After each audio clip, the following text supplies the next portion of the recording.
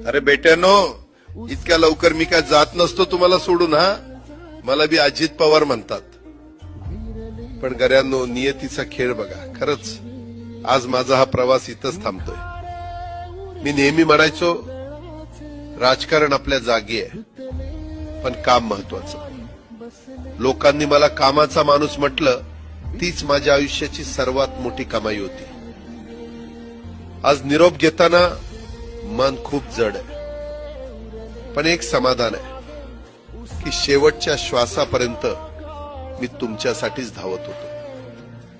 मी तुम्हाला शब्द दिला होता, जोपर्यंत माझे हातपाय चालतात तोपर्यंत तुमचं भलं करण्यासाठी मी झटत राहील.